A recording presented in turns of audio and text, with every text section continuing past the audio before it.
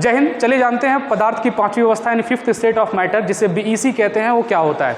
दरअसल Bose-Einstein condensate, Bose-Einstein, Bose, ये जो बोस नाम आपको बीईसी के आगे जुड़ा हुआ दिख रहा है, वो एक इंडियन साइंटिस्ट है जिनका नाम है सत्येंद्रनाथ बोस। सत्येंद्रनाथ बोस क्वांटम मैकेनिक्स के लिए जाने जाते हैं। जब पूरी दुनिया क्वांटम मैकेनिक्स के बारे में स्टार्टिंग दौर में थी तो सत्येंद्रनाथ बोस क्वांटम के फील्ड में अपना एक बहुत बड़ा नाम रखते थे। सत्येंद्रनाथ बोस ने अपनी इस पूरे स्टडी रिसर्च को सर अल्बर्ट आइंस्टीन सर के पास भेजा और अल्बर्ट आइंस्टीन ने जब इनके रिसर्च को एनालिसिस किया, इनके रिसर्च को बहुत अच्छे से पढ़ा, तो सर अल्बर्ट आइंस्टीन ने ही पदार्थ की पांचवी अवस्था होने का दावा किया। यानी इन्होंने कहा कि पदार्थ का, मैटर का फिफ्थ स्टेट भी कोई हो सकता है। अब क्योंकि जो मेन वर्क है वो सत्येंद्रनाथ बोस का है और इसको आगे बढ़ाने वाले जो वैज्ञानिक हैं, जो साइंटिस्ट हैं, वो आपके सर अल्बर्ट आइंस्टीन है। इसीलिए इन दोनों वैज्ञानिकों के नाम पर इंडियन साइंटिस्ट सत्येंद्रनाथ बोस और जर्मन के साइंटिस्ट ये आपके सर अल्बर्ट आइंस्टीन, इन दोनों के नाम पर पदार्थ के फिफ्थ स्टेट ऑफ मैटर को हमने नाम रखा, जिससे कहा बीईसी।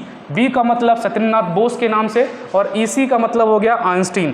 आइए अब हम समझ लेते हैं कि बोस आइंस्टीन कंडेंसेट कैसे बनता है। यहाँ पर एनिमेशन में आप देख सकते हो, इधर एनर्जी लिया गया है और यहाँ पे हमारे पास ढेर सारे बोसॉन्स के पार्टिकल हैं। ये किसी एटम के गैसेस पार्टिकल भी हो सकते हैं। अब देख सकते हो जैसे जैसे अब यहाँ से धीरे धीरे हम टेम्परेचर को डाउन करते जाएंगे, ये जो पार्टिकल है इनका जो वाइब्रेशन, इनकी जो काइनेटिक एनर्जी है वो धीरे धीरे कम होती जाएगी। अभी आप देख सकते हो टेम्परेचर धीरे धीरे डाउन किया जा रहा है, इनकी जो काइनेटिक एनर्जी धीरे धीरे कम होने लगेगी। इनसे रिलेटेड जो वेब है वो वेब धीरे धीरे और ज्यादा बड़ा होने लगेगा और धीरे धीरे ये जो सारे पार्टिकल, सारे जो बोसॉन्स हैं, धीरे धीरे एक दूसरे के पास आने लगेंगे और इनके बीच में इंटरेक्शन होने लगेगा। यानी कि ये सारे जो वेब जो अलग अलग यहाँ पे अलग अलग अपनी आइडेंटिटी रख रहे थे, वो सारे वेब अब धीरे धीरे एक पास आ जाएंगे और एक दूसरे से कंबाइन हो जाएंगे। और जिस फेज में, जिस स्टेट में वो एक दूसरे के साथ आके कंबाइन होंगे, यही हमारा कहलाएगा फिफ्थ स्टेट ऑफ मैटर। तो अभी आपके सामने ये जो दिखाई दे रहा है, यही है फिफ्थ स्टेट ऑफ मैटर, जिसको हम बोलते हैं बोस आइंस्टीन कंडेंसेट।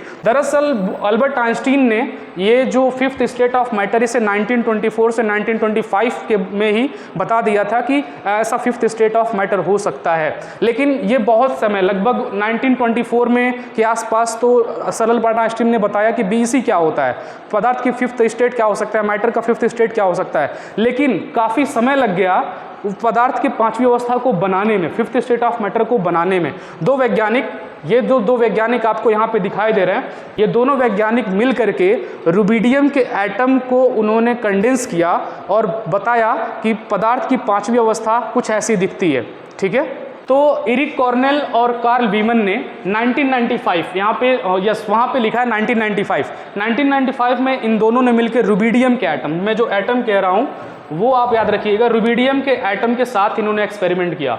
रुबिडियम जिसका एटॉमिक नंबर होता है 37, इन्होंने क्या किया, रुबिडियम के बहुत कम अमाउंट में गैसियस एटम को लिया, यानी कि हम कह सकते हैं बहुत कम अमाउंट में रुबिडियम के एटम को लिया और रुबिडियम के एटम का जो टेम्परेचर है इन्होंने अप्रोक्स 0 केल्विन के आसपास लेके जाने लगे। जैसे ही टेम्परेचर 0 केल्विन के आसपास पहुंचा, रुबिडियम के जो एटम्स थे वो एक साथ इंटरेक्ट करने लगे। मतलब कह सकते हैं कि वो अलग अलग एटम ना होकर के एक सिंगल एटम की तरह बिहेव करने लगे और जो वहां से स्टेट ऑफ मैटर बना उसे कहा जाने लगा fifth state of matter, BEC. हालांकि एरिक कॉर्नेल और ये जो वैज्ञानिक कार्ल वीमन थे, इन्होंने ही नहीं बीईसी को फाइंड किया। एक और वैज्ञानिक जो एमआईटी के प्रोफेसर थे, एमआईटी में इन्होंने वर्क किया और इनका नाम है वुल्फगैंग। वुल्फगैंग ने क्या किया, एमआईटी में वर्क करते हुए उन्होंने तो रुबिडियम का एटम यूज किया था, लेकिन इन्होंने जो एटम यूज किया वो किसका यूज किया, सोडियम के एटम का यूज किया। इन्होंने सोडियम के एटम का यूज करके पदार्थ की पांचवी अवस्था यानी फिफ्थ स्टेट ऑफ मैटर को बनाया। बोस आइंस्टीन कंडेंसेट को बनाने के लिए